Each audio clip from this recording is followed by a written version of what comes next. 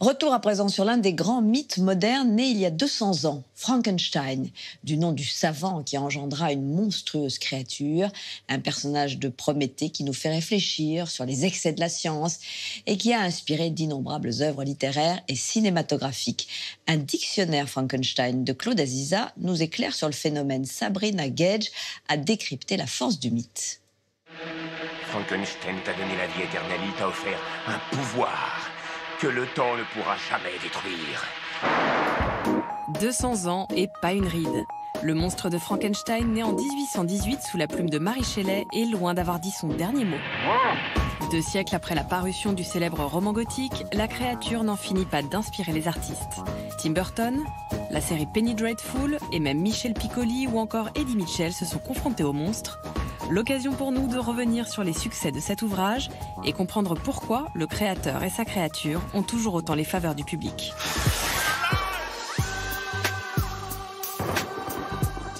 Tout commence un soir de 1816. L'orage gronde et Mary Shelley, 18 ans, entourée de ses amis, se lance un drôle de pari, écrire l'histoire la plus terrifiante.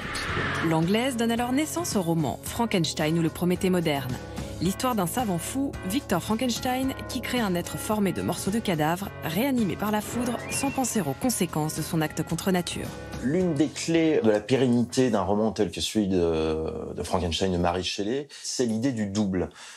Frankenstein et sa créature, ce sont les deux faces d'une même personne. On est aussi dans l'idée d'une sorte de schizophrénie. Quelque part, la créature, quand elle s'autorise à tuer,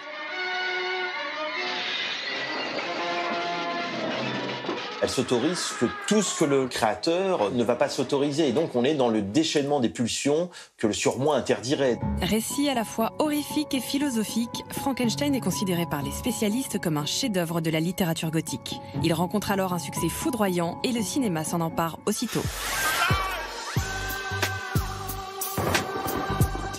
Il y a eu un Frankenstein d'Edison en 1910.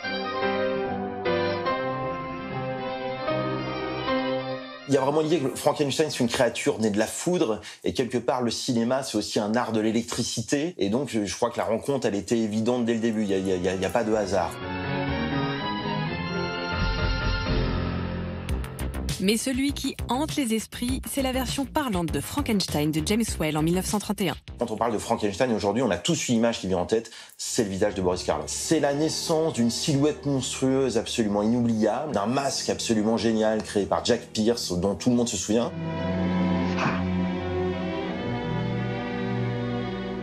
Il y a eu de multiples manières d'adapter le personnage au cinéma. Si on prend la série des années 30, c'est vrai que dans le premier, il y a une différence fondamentale avec le roman. Boris Karloff ne parle pas, il grogne.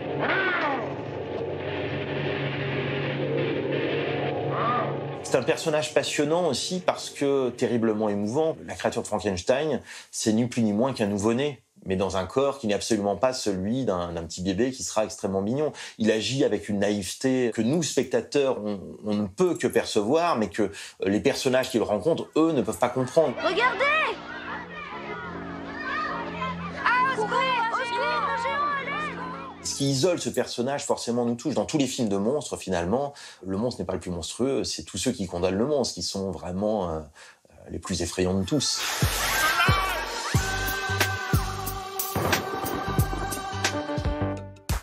Frankenstein sera décliné à l'infini au cinéma, laissant la place à des parodies et des crossovers toujours plus improbables.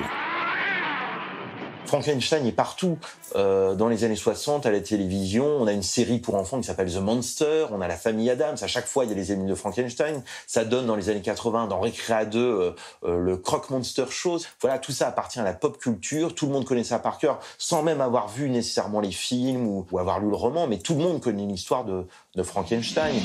Et même la musique s'est emparée du mythe, des punks comme The Cramps, à France Gall sur des paroles de Serge Gainsbourg. Fallait un cerveau aussi grand Frankenstein pour en greffer un autre à Frankenstein, faire de plusieurs cadavres en un instant un mort vivant.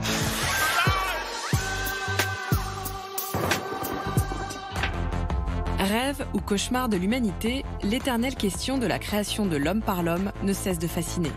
À l'ère de l'intelligence artificielle, le mythe de Frankenstein reste plus que jamais d'actualité. Le vrai problème de la créature, et c'est ce qui fait que cette créature, dans tous les films, finit par se regarder dans un miroir, c'est qu'elle se pose la question de son identité. Qui suis-je? Où est-ce que je viens? Où est-ce que je vais?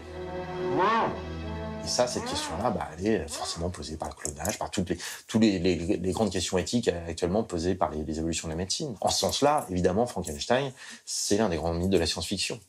Frankenstein est éternel. Mais je croyais qu'on l'avait détruit. Non, on ne peut pas le détruire. Il est immortel.